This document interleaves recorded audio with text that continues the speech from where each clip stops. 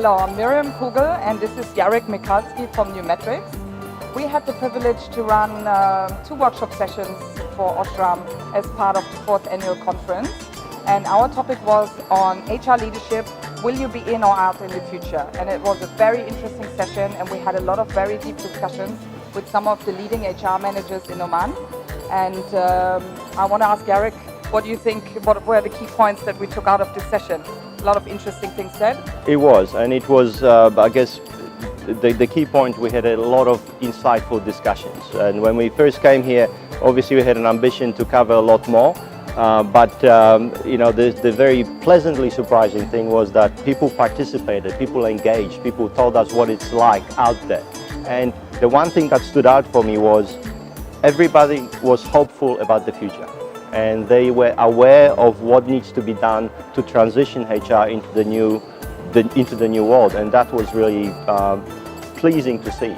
So it was a privilege to be able to provide some additional information for the discussion, but I think the discussion has been going on in the society for quite a while, and I hope it will continue after this conference as well. What about yourself? What did you think of? I think the interesting thing was, as you say, we're all ready for change, and I think we desperately have to change, and we have to change fast because the future is already now. We talked about a lot of interesting things like the digitalization, big data and analytics, how this is going to impact the HR profession. We talked about the need to communicate better with our staff and people, for the leadership teams to communicate better, to engage people more and to provide more meaning in the workplace so that we can ultimately perform better as companies and also contribute to society. Yeah, and you know, the issue of employee experience came out very strongly, and I think, well, we both think that, you know, for the future, that's going to be one of the key areas where HR professionals will need to focus on, the employee experience and making the workplace really suited for humans.